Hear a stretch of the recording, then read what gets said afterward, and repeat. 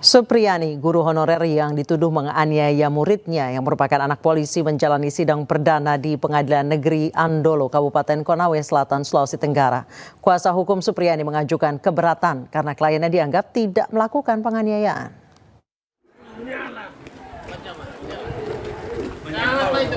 Sidang perdana berisi pembacaan dakwaan oleh Jaksa Penuntut Umum. Supriyani didakwa kasus penganiayaan terhadap anak muridnya yang terjadi April lalu.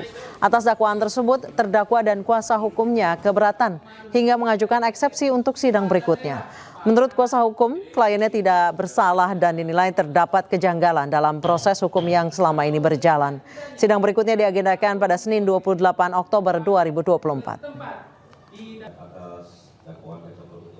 Semua yang dibacakan tadi itu bagaimana, Bu? Itu janggal? Tidak sesuai dengan yang sebenarnya. Ibu sedih tidak, Bu, mendengar dakwaan yang tidak sesuai dengan... Sedih.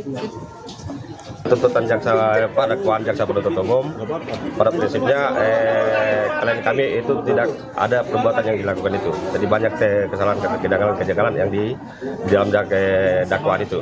Jadi kami hari ini mengajukan eksepsi, ya, keberatan. Nanti kami ajukan pada hari Senin. Contoh kejanggalan tadi yang dimaksud apa itu misalnya? Ya, kejanggalan itu yang salah satunya itu adalah bahwa terdakwa ini. Sementara itu, orang tua korban yang juga anggota Polsek Baito membantah meminta uang damai 50 juta rupiah dalam kasus dugaan penganiayaan Supriyani, guru honorer di Konawe Selatan. Sementara kepala desa mengakui penyerahan uang merupakan inisiatifnya untuk menghentikan proses hukum kedua warganya. Menurut orang tua korban, uang itu diserahkan oleh kepala desa dan kepala sekolah saat melakukan mediasi sebelum proses hukum dimulai.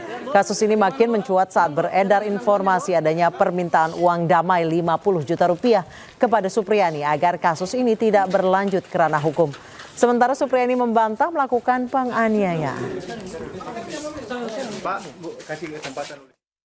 Dikeluarkan oleh suami pelaku, saya tidak tahu apa isinya, dan itu dikeluarkan pada saat pelaku dan suaminya beserta kepala desa Wonaraya itu datang ke rumah kami. Dia keluarkan dan saya sampaikan, apa ini Ram? Kenapa kamu seperti begini? Inisiatif dari kami. Intinya, Kami itu siapa-siapa? Saya begitu selaku pemerintah karena melihat warga saya itu ibalah dengan artinya keluhan bahwa beliau itu bagaimana Pak, saya sementara begini, cobalah berupaya. Jadi saya selaku pemerintah menyampaikan itu, dan itu hasilnya saya sampaikan kepada pihak Ibu Supriyani, bagaimana ini dengan opsi ini kira-kira bagaimana. Itu dia terdiam.